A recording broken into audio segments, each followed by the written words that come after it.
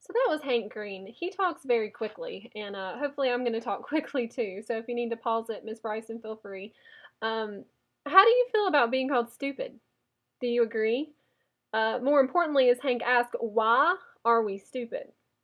How do you feel about the fact that everybody holds biases and society pays good money to use those biases to trick us into believing things?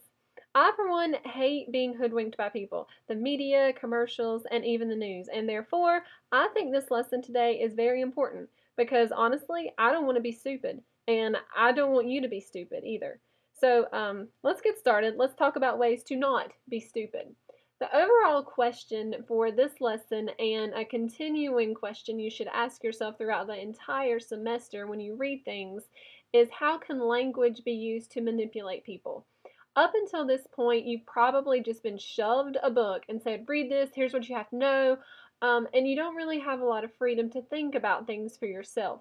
Well, starting now, you're going to start thinking about that. What can you get from the novel? What can it do for you? How are people trying to use books, commercials, propaganda to manipulate the way that you think? I'm going to start with newspaper bias. I like this little political cartoon, but there's supposed to be a clear distinction between a straight news story and an editorial, which is an opinion piece.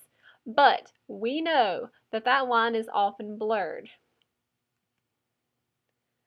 There's lots of bias in news sources. You probably talked about it in civics or other classes, but certain news stations seem to be more slanted one way or another. And it's not just politics, it's everything. Bias, if you don't know, we've heard the word bias probably about a million times at this point. But if you don't know, the definition of bias is a positive or a negative attitude towards something often based on someone's prejudices rather than actual evidence. And the truth about bias is that we all have them, and there's nothing we can do about it. And another thing we think often about bias is that it's negative, but it's not always a negative thing. Let's look at these words just to consider them for a minute. If I'm describing someone, if I'm describing Miss Bryson as a proud person, does that sound good? Does that sound bad? Do you think highly of her? Do you think negatively of her? If I change that around and choose a different word and called her egotistical, how does that change the meaning of that sentence? If I say Miss Bryson is a very egotistical person, to me that sounds more negative. Or what if I said Miss Bryson's a very confident person? That has more of a positive connotation, a positive tone to it. So really it depends on what word I want to choose to use in order for you to create an opinion about it. If I call someone in your class underweight, that's more of a neutral. That doesn't really go either way. I guess it can mean a good thing or a bad thing. But if I chose to use the word scrawny instead of calling them underweight, if I say that boy right there is scrawny, that to me has more of a negative connotation. Or if I describe the girl there and I say, man, that girl's very slender, that sounds more like a compliment. So it's all in the word choices that you or an author or anybody really decides to use to describe something. And we don't often think about biases being in just one little word, but it can be.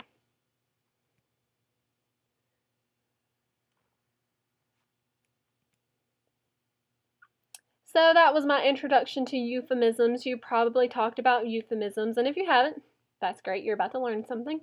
The definition of a euphemism, and I know that it's on your notes, is the use of a mild or indirect expression instead of one that is harsh or unpleasantly direct. Now, that's just the fancy Webster's definition of it. Basically, a euphemism is when you sugarcoat something. So let's look at some examples. Instead of saying John died, because died has this negative, obviously it's not a good thing. But if you choose to sugarcoat that, you're not really changing the meaning, but you're just changing the slant on the word. If you say John passed away, John moved on, or better yet, John went to heaven, John is with Jesus, those are euphemisms. Um, and you've probably seen this on commercials, and I know you saw some personal examples or commercials.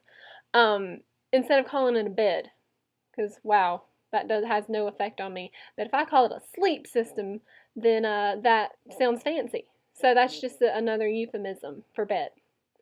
I get a kick out of this one. A used car. Somebody owned it. They're trying to sell it to you. A lot of times you'll see an advertisement, someone will call it a previously enjoyed vehicle. It was enjoyed. That's the key word there. I've never heard of this one before until I was putting together this lesson, but monkey bars. Instead of calling it monkey bars, somebody might say a pipe frame exercise unit, because that sounds a lot more official. Exercise is the good word there. I might want to buy that if it is a exercise unit. And then, of course, this one's hilarious to me. A mole. You hear the word mole, that has a very negative connotation, whether it's ugly or not. But I like when people say, oh, you have a beauty mark instead of a mole. That's a huge jump between connotations there. So basically, the point is all media contain ideological messages and have social and political implications. And I want you to think about when you're watching the news or reading an article or just having a conversation. I mean, it doesn't have to be all academic. If you're reading a magazine and you look at an ad in a magazine, you have to ask yourself, why is it particularly significant when it comes to bias? Well, we know that bias exists, but do we think about it when we watch the news? I mean, for us, we expect the news to be objective and unbiased. However, that's not the case. We use the news to learn about and understand what's going on in the world, but if there's some slants, if there's some biases in there, that can often mislead us into not knowing all the facts.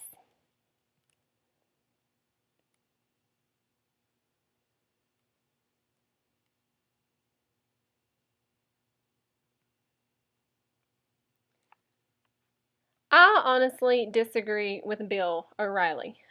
He says that you can't detect bias in the news.